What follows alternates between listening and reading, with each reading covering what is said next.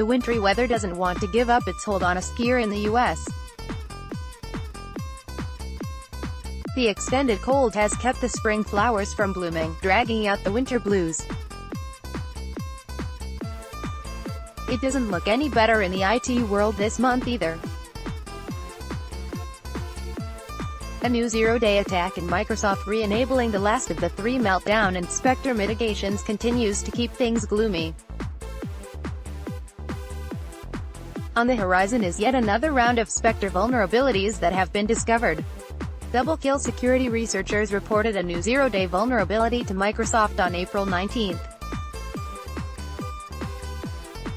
This vulnerability, called Double Kill, exists in Internet Explorer. When a user opens a malicious Word document containing the exploit, Internet Explorer is started silently in the background and downloads a secondary payload. This payload could be ransomware or other software to take over the system. There are reports of an app using this attack, so remind your users once again not to open documents from an unknown source. No word from Microsoft if the patch will be available shortly, so we need to keep an eye on this one.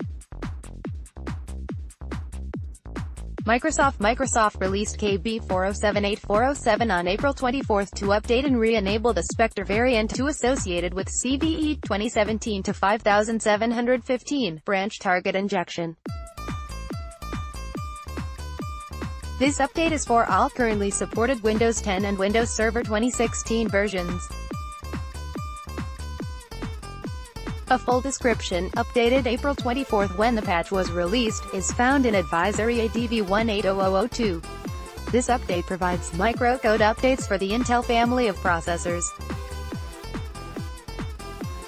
A complete list is found in KB40916666.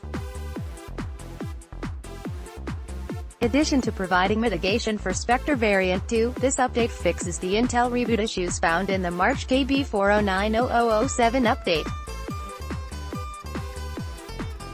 Intel. In addition to the Spectre Variant 2 update, there are now reports of another 8 vulnerabilities on Intel processors. The original report came from the German site Heise, and outlines the details currently available. There are 8 new vulnerabilities reported, 4 of which are considered critical.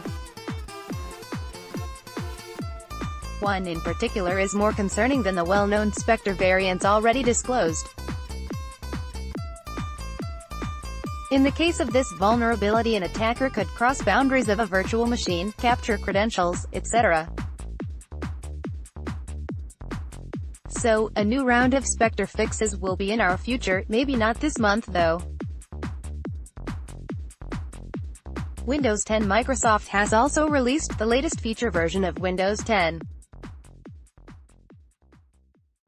Breaking their barely established tradition of naming, this version is called the Windows 10 of April 2018 update. Computer World provided an article on the pitfalls of continuing their previous naming theme, which you might find interesting. Regardless, we now have another version of Windows 10 to manage. Oracle. On April 17, Oracle released updates for their products as part of their quarterly critical patch update, CPU.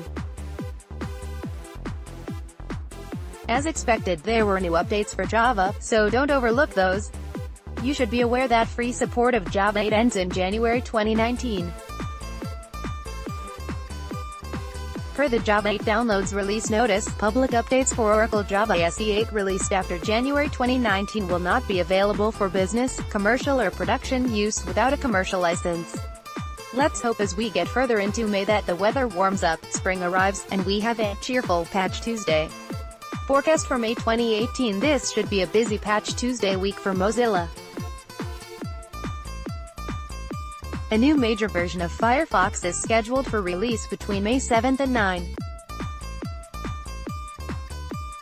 The Firefox ESR branch will be split into 2 branches for 2 release cycles, 52.8 and 60, until Firefox 62 comes out.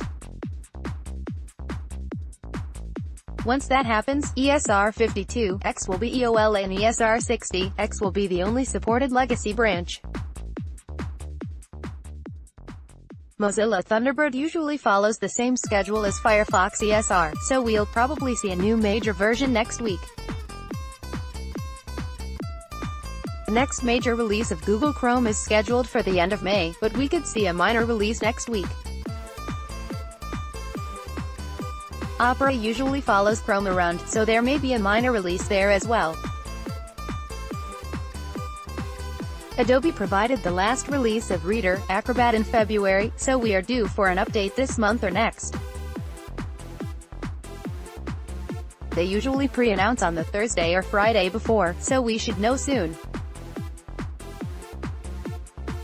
And Adobe Flash, well, we always expect an update. With it being a Mozilla week and possibly an Acrobat Reader week, May Patch Tuesday week has the potential to be a fairly heavy third-party one.